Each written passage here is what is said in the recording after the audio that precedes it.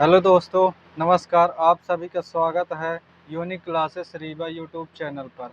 आज की वीडियो कक्षा 9 वाले बच्चों के लिए है। कक्षा 9 वाले बच्चों के लिए आज प्रश्नावली 1.2 है। ठीक, इसको मैंने बुक से इसमें कागज़ में लिख लिया है ताकि आपको एकदम बढ़िया क्लियर दिख सके। संख्या पद्धति चैप्टर का नाम है क्लास 9th मैथ के लिए है। ठीक है ना। तो इन प्रश्नों को पढ़िए आप और देखिए इनका हल कैसे करना है। वीडियो को लास्ट तक देखिए आराम से, पेन और कॉपी साथ में लेकर देखना है, तभी बढ़िया पूरे क्वेश्चन बन पाएंगे और एग्ज़ाम में अच्छा कर पाएंगे आप। तो इसका क्वेश्चन क्या है? प्रश्न एक है, नीचे दिए गए कथन सत्य हैं या असत्य, कारण के साथ अपने उत्तर दीजिए। ठीक, तो इन प्रश्नों के उत्तर आप थोड़ा इसका बेसिक बता देता हूँ, इसके बाद ही आप दे पाएंगे। ठीक है ना। तो क्या है, पहले में अपरिमेय संख्या, परिमेय संख्या, वास्तविक संख्या क्या है, पहले इसके बारे में जानकारी दे देते हैं, तभी तो आपको पता चल पाएगा। यहाँ पर डाल लो प्रश्नावली 1.2 के लिए है। ठीक, इसमें संख्या के बारे में जानकारी लो। संख्या संख्या होती है दो प्रकार की। ठीक, संख्या कितने प्रकार? दो प्रकार। नंबर एक है वास्तविक संख्या। संख्या होती है दो प्रकार की। कौन सी? वास्तविक संख्या। पहली होती है वास्तविक संख्या और दूसरी होती है काल्पनिक संख्या। काल्पनिक संख्या। ठीक, अब वास्तविक संख्या के भी दो बेटे हैं, एक है परिमेय संख्या और एक है अपरिमेय संख्या। परिमेय संख्या और दूसरी है अपरिमेय संख्या। अपरिमेय संख्या। ठीक, परिमेय संख्या को प्रश्नावली 1 वाली वीडियो में अच्छे से समझा दिए हैं, आपको समझ में भी आ गया हो। अगर नए हो तो ये पिछली वीडियो ज़रूर देखिएगा। और आज बताते हैं इसको अपरिमेय संख्या के बारे में। काल्पनिक संख्या क्या है, देखो एग्जाम्पल बताते हैं इसका काल्पनिक संख्या का। ठीक, जैसे कि x² + 3 बराबर 0 को हल करना। ठीक, तो x² इधर जाएगा, ये प्लस का है, इस साइड जाएगा माइनस का हो जाएगा, तो -3। अब इसका वर्ग हटेगा, इधर अंडर रूट लगेगा। ठीक, तो ये ऐसे और ये प्लस माइनस आ जाता है। ठीक, तो जो रूट के अंदर कोई भी संख्या अगर माइनस में आ जाती है तो वह संख्या काल्पनिक संख्या होती है। वो वास्तविक संख्या फिर नहीं रह जाती। कौन संख्या होती है? काल्पनिक संख्या। तो ये काल्पनिक संख्या, इन ऐसे संख्याओं को पहचाना जाता है या फिर कहा जाता है। ठीक, अब ये -√3 ये ऐसे बाहर नहीं आ सकता, तो ये काल्पनिक संख्या रही। अब देखते हैं अपरिमेय संख्या क्या है बच्चों। ठीक, इसको कॉपी में साथ साथ नोट करते चलना।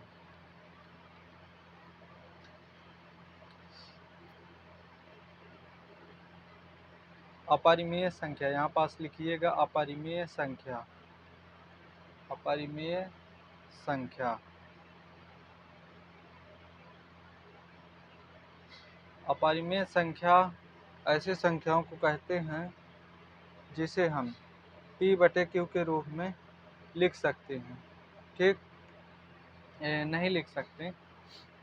अपरिमेय संख्या अभाज्य संख्या जो होती हैं, अभाज्य संख्याएं, अभाज्य संख्याएं के ऊपर अगर अंडर रूट लगा है तो ये संख्याएं अपरिमेय संख्या होती हैं। और अपरिमेय संख्याएं का एग्जाम्पल में जैसे √2 हो गया, √3, ये 5, ये क्या हैं? ये अभाज्य संख्याएं हैं और इनके ऊपर वर्गमूल लगा है यानी रूट लगा है, तो ये संख्याएं अपरिमेय संख्या कहलाती हैं। अब जैसे कहोगे अंडर रूट 4 हो गया, तो इसका वर्गमूल तो निकल आएगा, ठीक। ये 4 क्या है, ये अभाज्य संख्या नहीं है, ये भाज्य संख्या, क्योंकि ये 4 से भी कट जाएगी, 2 से भी और 1 से भी, और अपरिमेय संख्या इसलिए ये नहीं है। ठीक। और भाज्य और अभाज्य संख्या भी बता देते हैं। पहले इसको अपरिमेय को बता देते हैं। अपरिमेय संख्या ये वाली हो जाती हैं, और एक ये जो पाई है ये भी किस में आएगा, अपरिमेय संख्या में आ गया, लेकिन ये 22/7 ये परिमेय संख्या के अंतर्गत आता है। ठीक। ये इस प्रकार अगर लिखा हुआ है तो ये परिमेय है, और ये क्या है, यह एक अपरिमेय संख्या है। ये इसका मान है। P/Q के रूप में जो लिखा जा सकता है और Q बराबर 0 नहीं होता है, वो क्या होती है, परिमेय संख्याएं होती हैं। लेकिन जिन्हें हम P/Q के रूप में नहीं लिख सकते हैं, ठीक, अपरिमेय होगी। तो इनको हो गया। अब एक होता है जो संख्याएं, मतलब जिनका ऐसी संख्याएं, लिखिएगा, ऐसी संख्याएं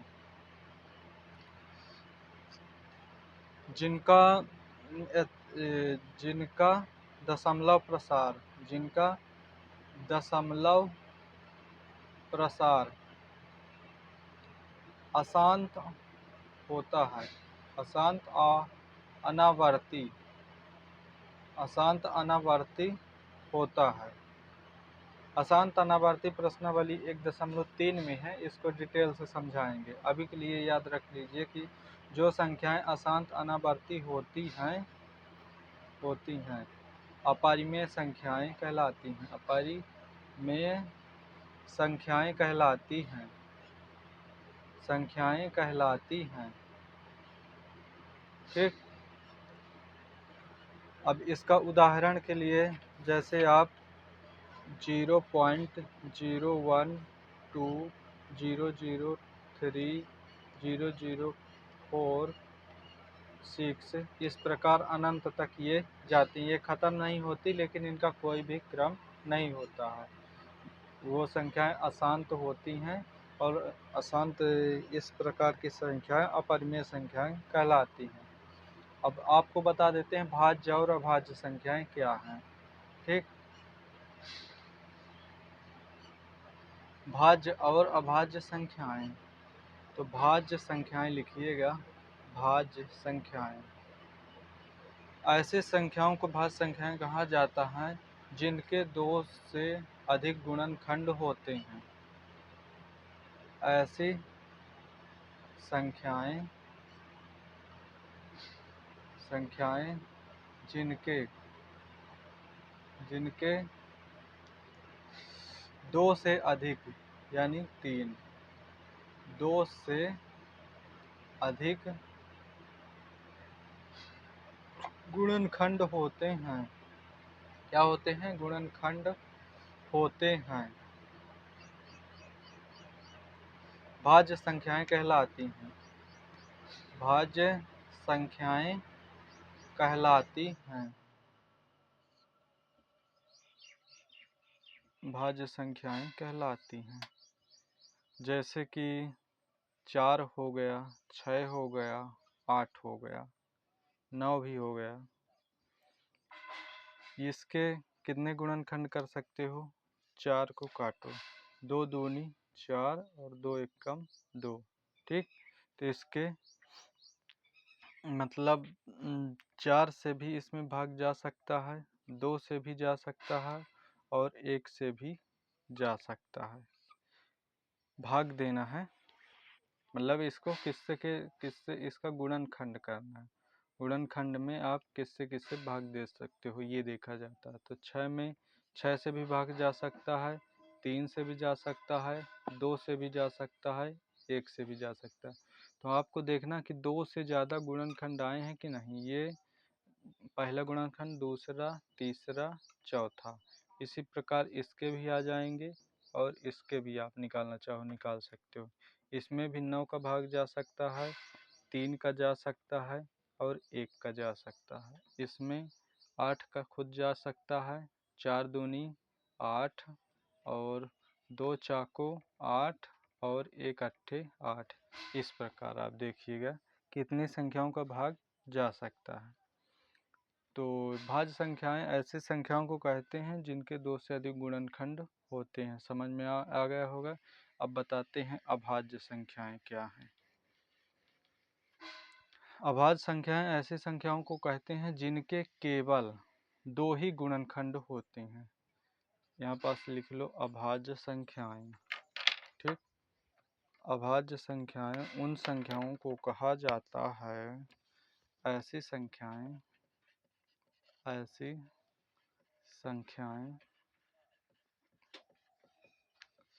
जिनके केवल दो गुणनखंड होते हैं, दो गुणनखंड होते हैं अभाज्य संख्याएं कहलाती हैं। ठीक, जैसे 2, 3, 5 एग्जाम्पल के लिए है ये, एग्जाम्पल यानी उदाहरण के लिए 2, 3, 5। अब 2 को काटोगे तो ये 2 से ही कटेगा और केवल 1 से कटेगा। 1 से तो सभी कट जाती हैं, तो 1 कटेगा और ये खुद से कटेगा, तो ये अभाज्य होगा।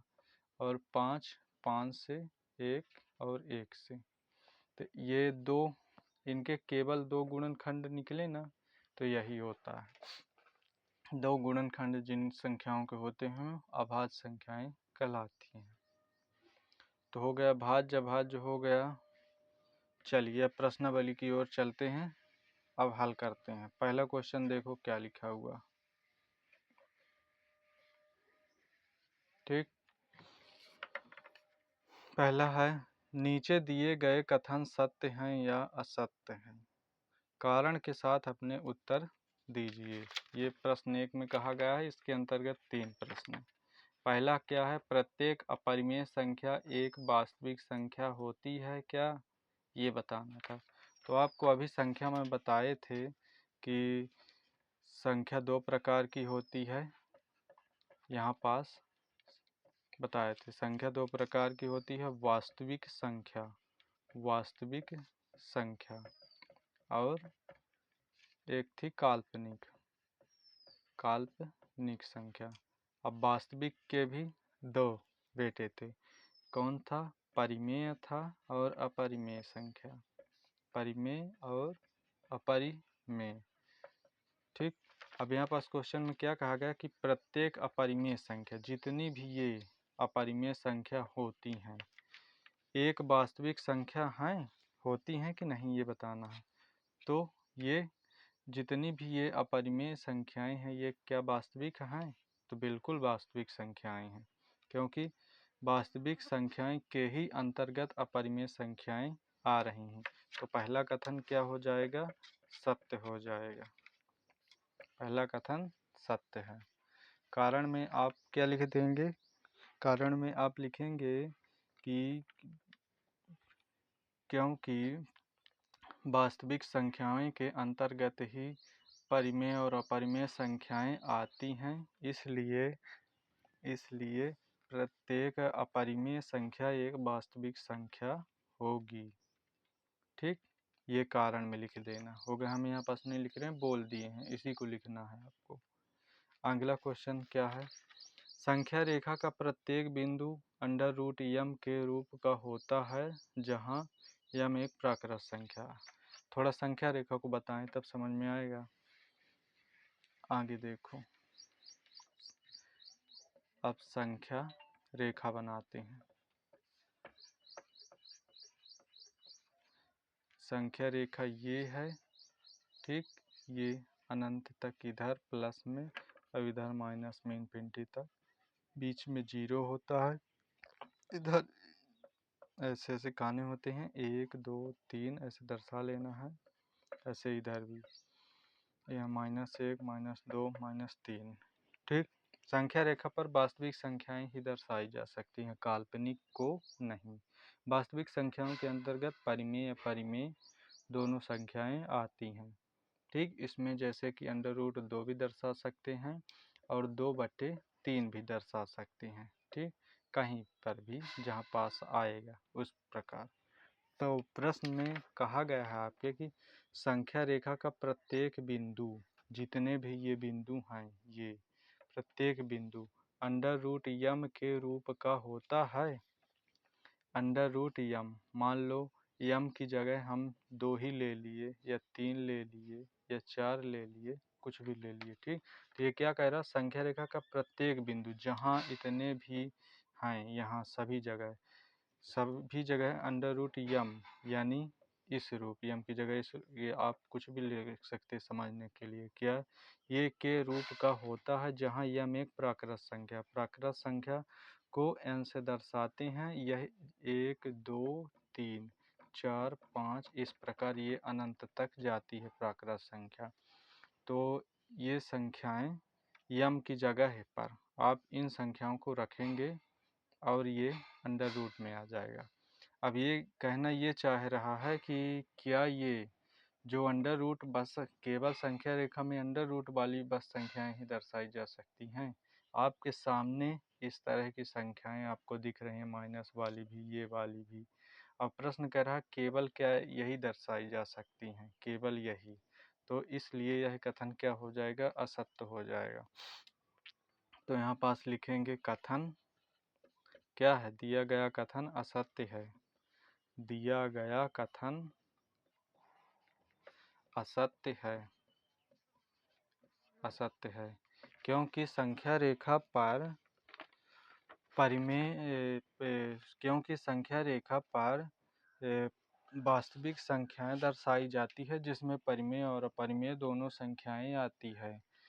चूंकि अंडर रूट एम केवल प्राकृत संख्या के लिए बोल रहा था, इसलिए गलत है। अंडर रूट में जो संख्याएं आएंगी ये अपरिमेय संख्याएं आएंगी, लेकिन क्या है कि परिमेय भी आती हैं इसमें। ये संख्याएं क्या है, ये परिमेय हैं और अपरिमेय संख्याएं भी आती हैं, जैसे इनके लिख देंगे तो ये अपरिमेय हो गई, बटे में 1 अगर लिख सकते हैं, जनरली लिखा नहीं जाता, समझने के लिए बता रहा हूँ। ये क्वेश्चन बस ये कहना चाह रहा है कि संख्या रेखा का प्रत्येक बिंदु जितने भी ये हैं, क्या ये अंडर रूट यम के रूप का होता है, ये बताना चाह रहा। तो तुम बताओ होगा आपकी नहीं होगा, अब इतना समझा दिए तो नहीं होगा। यह कथन क्या है, असत्य है। जहाँ यम एक प्राकृत संख्या में ये आ जाएंगे और अंडर रूट बस तो केवल है नहीं, इसलिए कथन गलत हो जाएगा। अगला क्वेश्चन क्या है, प्रत्येक वास्तविक संख्या एक अपरिमेय संख्या होती है, ये कह रहा। जितनी भी वास्तविक संख्याएं होती हैं क्या यह अपरिमेय संख्याएं होती हैं, ये कह रहा। देखो वास्तविक संख्या में दो प्रकार की संख्याएं पहले ही बताए हैं, परिमेय संख्या आती हैं और अपरिमेय संख्याएं। परिमेय संख्या का एग्जाम्पल है 2/3, जैसे 4/3 या 5/3 या 6/2 इस प्रकार से। और अपरिमेय संख्या में √2, √5, 0.001, 0.02 इस प्रकार ऐसी और भी बहुत सारी संख्याएं, पाई वगैरह ये सब आता है, ठीक। तो ये एग्जाम्पल देकर आपको बता दिया कि परिमेय क्या है अपरिमेय क्या है। इसके अंतर्गत ये और ये दोनों आती हैं। प्रश्न में क्या कहा गया, प्रत्येक वास्तविक संख्या, ये जितनी भी वास्तविक संख्याएं हैं, ठीक, एक अपरिमेय संख्या होती है। क्या जितनी भी वास्तविक हैं क्या सारी अपरिमेय तुम्हें दिख रही हैं, परिमेय भी तो हैं, कुछ तो उसमें परिमेय हैं और कुछ अपरिमेय है, लेकिन प्रश्न क्या कह रहा है कि सभी अपरिमेय हैं। तो यह कथन इसी कारण यह क्या होगा, गलत होगा, क्योंकि उसमें परिमेय भी तो हैं, अपरिमेय बस नहीं है, परिमेय भी हैं। तो इसलिए यह कथन क्या हो जाएगा, आप लिखेंगे कि दिया गया कथन असत्य है, दिया गया कथन क्या है, असत्य है, क्योंकि वास्तविक संख्याएं में परिमेय और अपरिमेय दोनों संख्याएं आती हैं। यहाँ पास लिख भी सकते हो, क्योंकि वास्तविक संख्याएं में संख्याओं में परिमेय और अपरिमेय दोनों आती हैं। परिमेय और अपरिमेय संख्याएं दोनों आती हैं।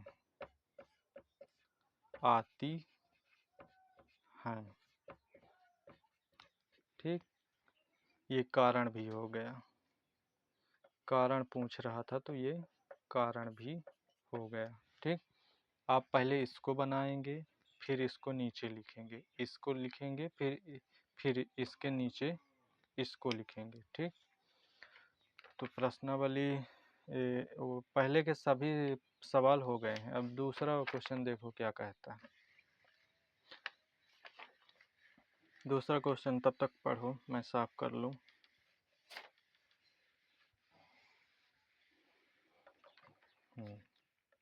दूसरा क्या है, क्या सभी धनात्मक पूर्णांकों के वर्गमूल अपरिमेय होते हैं? यदि नहीं तो एक ऐसी संख्या के वर्गमूल का उदाहरण दीजिए जो एक परिमेय संख्या है। क्या सभी धनात्मक पूर्णांकों के वर्गमूल अपरिमेय होते हैं? पूर्णांक क्या है पहले ये समझो। पूर्णांक को हम z से दर्शाते हैं। इसमें 0, 1, 2, 3 और ऐसे डैश इन्फिनिटी तक, और इधर माइनस वाली भी संख्याएं पूर्णांक में आती हैं। कौन संख्याएं? माइनस वाली भी संख्याएं आती हैं। ये चीज होती है पूर्णांक।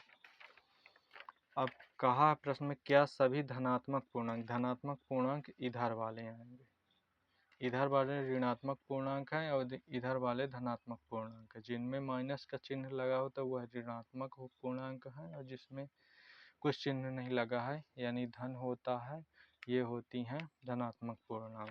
तो ये कह रहा है क्या सभी, आपसे पूछ रहा है क्या सभी धनात्मक पूर्णांकों के वर्गमूल, मतलब इनका वर्गमूल, जैसे कि √2, √3, √4, इस प्रकार ये संख्याओं के सभी बोला। ठीक, सभी के वर्गमूल अपरिमेय होते हैं, ये बताओ। तो मान लो कि हम कहते हैं इसका तो वर्गमूल अपरिमेय हो गया, इसका भी अपरिमेय है वर्गमूल, लेकिन इसका तो परिमेय आ जाएगा। जैसे √4 को हल करेंगे तो 2 निकल आएगा। 2 गुणे 2 इसका वो काटोगे तो 2 दूनी 4 और 2 एकम 2, तो ये गुणनखंड ये आ गए। तो अब किसी भी रूट से दो चीज़ों में एक ही निकलता है, तो ये बाहर आ जाएगा। रूट से बाहर जब आएगा तो 2 केवल। अब ये जो 2 है 2/1 हम लिख सकते हैं, और जो कि ये किस रूप का है, P/Q के रूप का हो गया, और P/Q के रूप का ये हो गया। ठीक, इसको हटाते हैं यहाँ से पहले। ये 2/1 जो हुआ ये P/Q के रूप का है, ये का रूप है, और Q बराबर 0 नहीं है, इसलिए क्या हो गई, परिमेय संख्या हो गई। और प्रश्न में यही कहा है कि क्या सभी धनात्मक पूर्णांकों के वर्गमूल अपरिमेय होते हैं? तो नहीं भाई, परिमेय भी होते हैं। अभी तुम्हारे सामने ये करके दिखाया कि कुछ परिमेय होंगे और कुछ अपरिमेय होते हैं। अब कह रहा है यदि नहीं होते तो, हाँ तो नहीं ही होते। ठीक, तो एक ऐसी संख्या के वर्गमूल का उदाहरण दीजिए। उदाहरण देने को कह रहा जो एक परिमेय संख्या है। तो आपको अभी उदाहरण दिया गया √4 का। ठीक, ये √4 का उदाहरण के रूप में आप लिख लेना। ठीक, इसको मिटा देते हैं और फिर से लिख देते हैं कि वह यहाँ पास आंसर में लिखेंगे ये नहीं। ठीक, ये चीज़ें आपको समझाने के लिए तो इसको भी मिटा देते। अब अच्छे से बताते हैं, आपको समझ में आ गया होगा। यहाँ पास लिखेंगे हल। ठीक, हल के आगे यहाँ पास आंसर होगा इसका नहीं। ठीक, अब नहीं के अब एग्जाम्पल पूछा था, तो एग्जाम्पल के रूप में √4 4 को आप ले सकते हैं। √4 का हल करेंगे तो ये 2 आएगा, बाहर 2 निकलेगा और 2 के बटे में 1 लिख सकते हैं और यह P/Q के रूप का हो गया, ठीक। और Q की जगह यहाँ पास क्या 0 है? 0 आपको दिख रहा नहीं, तो ये बराबर नहीं का चिन्ह होता है, ठीक। इसको आप बराबर नहीं मानेंगे, मतलब 0 ये नहीं है। जब 0 नहीं है तो ये कौन सी संख्या हुई? परिमेय संख्या हो गई। यही आपसे पूछ रहा था कि ऐसी संख्या का बताओ जो कि एक परिमेय संख्या है, तो ये क्या है? एक परिमेय संख्या है, ठीक। आंसर। तीसरा प्रश्न देखो क्या बोलता। ये वाला हो गया है, अब अगला प्रश्न तीसरा नंबर का, ये दूसरा था, अब तीसरा क्या बोल रहा है? दिखाइए कि संख्या रेखा पर √5 को किस प्रकार निरूपित किया जा सकता है।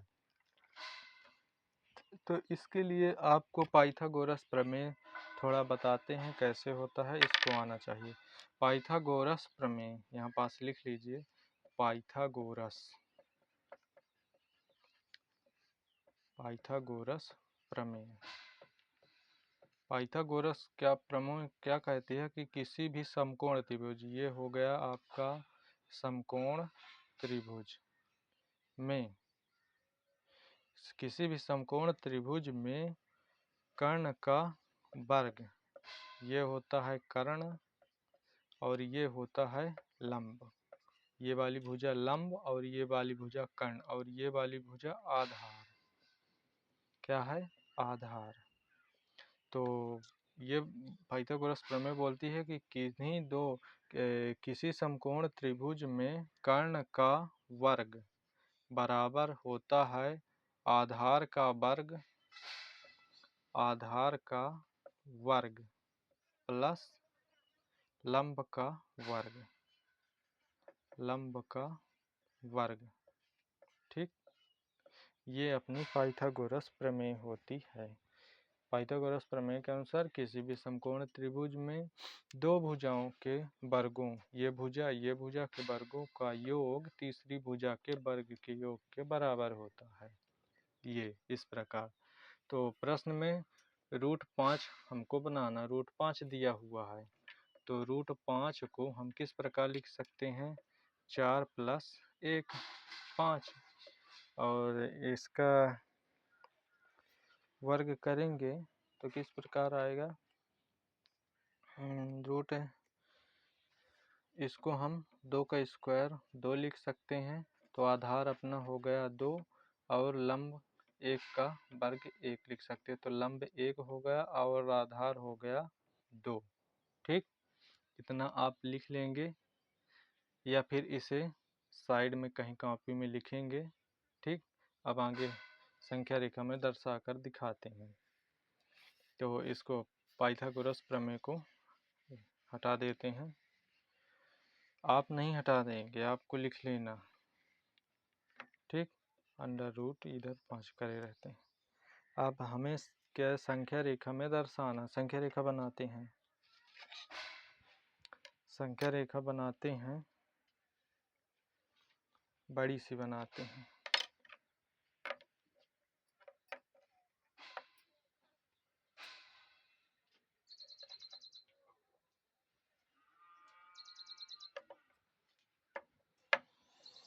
थोड़ा तिरछा होगा, ये इन्फिनिटी तक। मान लो कि ये 1 यूनिट 2 यूनिट 3 4 यूनिट तक कर लेते हैं। यहाँ पास 0 है, ये 1 2 3 4, यहाँ से यहाँ तक की लंबाई 1 यूनिट है, ठीक। सभी खानों की बराबर लंबाई है, ठीक। अब इसको हमें √5 को दिखाना है। दिखाइए कि संख्या रेखा पर √5 को किस प्रकार निरूपित किया जा सकता है, ठीक। ये 2 आधार कितना था? 2 यूनिट था। ये आधार कितना है? 2 है और लंब है 1, तो 2 पे यहाँ 90 अंश का कोण बनाना है। चांदा रख कर यहाँ अब खींच देंगे ऐसे लंब इसमें, ठीक। और इसको लंब खींच दिए। अब 1 यूनिट लंब है, तो लंब कितना है 1 यूनिट यहाँ से यहाँ तक। तो मान लीजिए यहाँ पास हो गया, ठीक। पटली से नाप कर बढ़िया बना लेना। तो यहाँ पर आ गया एक बिंदु, ठीक। अब इसको इस वाले से मिला देंगे, इस वाले से मिला देंगे। यहाँ से यहाँ की लंबाई 2 यूनिट है और यहाँ से 1 यूनिट है यहाँ तक की, ठीक। अब इसका और इसका, ये वाली भुजा की लंबाई कितनी थी, √5, √5। ये कर्ण की √5 हो गई। जब इनकी 2 होगी और इस वाली भुजा कितनी होगी, √5। अब ये √5 को हमको संख्या रेखा पर दर्शाना है। कहाँ दर्शाना है, संख्या रेखा पर। तो यहाँ से यहाँ तक की दूरी नाप कर और इसको यहाँ जहाँ इसके ज़्यादा ही मिलेगा क्योंकि √5 है। देखिए नाप कर दिखा देता हूँ। जैसे कि यहाँ से यहाँ तक है, ये यहाँ पास आ रहा, यहाँ पास मैं चिन्ह बना देता हूँ इसमें। इसको नाप कर आपको ये थोड़ा सा आगे इसके आ रहा है, तो यहीं पर कट कर निशान लगा देंगे ऐसे, ये वाला बिंदु। अब इसको आप ये यहाँ से लेकर यहाँ तक, इस तक की दूरी कितनी हो गई, √5। इसका नाम धरा देंगे, ये OA, ये पॉइंट B और ये वाला पॉइंट जो है इसका नाम है C, ठीक। इसको हटाओ यहाँ से। तो ये वाला जो √5 था इसको संख्या रेखा पर दर्शाएंगे तो ये यहाँ पास आएगा और इसका दूरी जो यहाँ से यहाँ तक है √5 यूनिट है। तो O और ये बिंदु का नाम है C, तो O और C बराबर हो गया √5, 5 यूनिट, ठीक। ये आ जाएगा आपका आंसर, √5 यूनिट। यही हमको संख्या रेखा पर दर्शाना था। ये वाला भी प्रश्न हो चुका है। अब अगला क्वेश्चन देखते हैं 4 नंबर का। अगला क्वेश्चन नंबर है 4। 4 क्वेश्चन को पढ़ो क्या लिखा हुआ है। चौथे में है कि कक्षा के लिए क्रियाकलाप दिया हुआ है। वर्गमूल सर्पिल की रचना कीजिए। कागज की एक बड़ी शीट लीजिए और नीचे दी गई विधि से वर्गमूल सर्पिल की रचना कीजिए। सबसे पहले एक बिंदु O लीजिए, ठीक। और एकक लंबाई का रेखाखंड OP खींचिए। एकक लंबाई के, जैसे अभी खींचे थे एक एक लंबाई का रेखाखंड। जैसे ये गंदी हो जाएगी, ये खींच लिए, ठीक।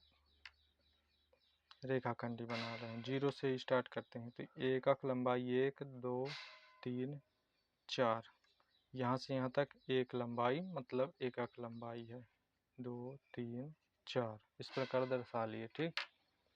अब क्या बोल रहा है कि एकक लंबाई का रेखाखंड OP खींचिए, ठीक। तो यहाँ पास थोड़ा और बड़ा बड़ा बनाता हूँ, तो मस्त बड़ा को जिससे दिखे। यहाँ पर एक खाना बनाते हैं और इधर अगला खाना 2 बना देते हैं। तो एकक लंबाई का रेखाखंड P खींचना है। तो यहाँ पास ये बिंदु का मान लो नाम रखा दिए P और ये बिंदु का नाम रखा दिए O। ये पॉइंट का ये 0 है, ये क्या है, ये 0 है, 1 है 2 है। तो प्रश्न में जैसे कहा, सबसे पहले एक बिंदु O लीजिए, O ले लिए और एकक लंबाई का रेखाखंड OP खींचिए। तो यहाँ से यहाँ तक की रेखाखंड खींच दिए, OP हो गया, ठीक। अब एकक लंबाई वाले OP1 लीजिए और एकक लंबाई का रेखाखंड OP खींचिए। एकक लंबाई वाले OP1 पर लंब रेखाखंड P1 P2 खींचिए। तब OP3 पर लंब रेखाखंड P3 P4 खींचिए। इसी प्रकार ऐसे लिखा हुआ है बहुत सारा, आपको मैं बढ़िया समझाता हूँ जिससे समझ में आ जाए। आपको यहाँ तक खींच लिया। अब इसमें 90 अंश का कोण बनाना है इस तरह, ठीक। 90 अंश का कोण बना दिए तुम, ठीक। ये वाली भुजा को यहाँ पास मिला दिए, ठीक। इस बिंदु का नाम रख देंगे P1। यहाँ पास 90 डिग्री का कोण है, इस बिंदु का नाम क्या है, P1। अब यहाँ पे भी 90 अंश का कोण बनाना है, तो चांदा रखकर तो ये रेखा ऐसे जाएगी और 90 अंश का इसमें कोण बनाना है, तो ये लगभग ऐसे जाएगा, ऐसे, ठीक। अब यहाँ पास भी 90 अंश का कोण बना, इसको आप इससे मिला देंगे, ठीक। एकक लंबाई तो 1 और 1 और 1 और प्लस 1 √2 होता है पाइथागोरस प्रमेय के अनुसार। √2 किस प्रकार लिखेंगे, 1 और 1 2। तो यहाँ की लंबाई √2 आ जाएगी। यहाँ पास लिखा हुआ भी है ना कि आपको कहाँ गया, √2 √3 √4 को दर्शाने वाला एक सुंदर सर्पिल प्राप्त करना। और इस तरह डैश डैश डैश और भी खींच सकते हो। √2 यहाँ आ गया। अब √3 को बनाना है, तो एक इसको आगे 90 अंश से जब बढ़ा दिए हैं और कितना, 1 यूनिट ही बढ़ाना है, 1 यूनिट ये तो, और 2 और 1 ये, यहाँ पास 3 √ ये 3 आ जाएगा। फिर यहाँ पास चांदा रखकर 90 डिग्री बनाएंगे आप ऐसे। यहाँ 1 सेंटीमीटर यहाँ बढ़ाएंगे और P1 था, इस बिंदु को नाम रख देंगे P2। क्या रखेंगे, P2। और इस वाले को यहाँ से मिला देंगे, ठीक। जब मिलाएंगे तो ये 1 और 3 ये हो गया √4 और इस बिंदु को नाम रख देंगे P3, ठीक। ये सर्पिल बन रहा, ऐसे बनेगा, जितना आप बढ़ाते जाएंगे उतना बनता जाएगा। अब यहाँ पर 90 डिग्री का कोण फिर से बनाना है, ये कोण बन रहे हैं, तो ये लगभग ऐसे आ जाएगा और ये 1 यूनिट ही आगे बढ़ाना है, ठीक। 1 यूनिट यहाँ तक और यहाँ पास 90 डिग्री का कोण बन गया। अब इस वाली को इससे फिर से मिला देंगे, ठीक। और ये √5 बन गया और इस बिंदु का नाम P4 रख देंगे। इसी प्रकार अगर आप और आगे बढ़ाओगे इसको तो ये ऐसे आ जाएगा, 1 यूनिट यहाँ पास बढ़ गई। फिर आप इसको यहाँ से फिर से मिला देंगे यहीं तक, ठीक। तो ये बिंदु का नाम हो जाएगा P5, क्योंकि P4 तो हो चुका है और ये √5 इसका है, ठीक। ये √5 था। अब ये वाला रूट हो जाएगा √5 और 1 ये 6 √6। तो ये इसी प्रकार बनता जाएगा जितना आप बढ़ाते जाएंगे और ये सर्पिलाकार प्राप्त होगा। तो यही दर्शाने वाला एक ये सर्पिल प्राप्त करना था, बनाना था। तो ये क्वेश्चन, तो ये आपका ये भी क्वेश्चन हो चुका है। तो इस वीडियो में यहीं तक रखते हैं क्लास को, और इन क्लासेस की PDF अगर लेना चाहते हो तो व्हाट्सएप ग्रुप है, उसमें आपको जुड़ना पड़ेगा। अगली वीडियो में बता देंगे कैसे आप जुड़ेंगे। चलिए मिलते हैं प्रश्नावली 1.3 में। जय हिंद, जय भारत।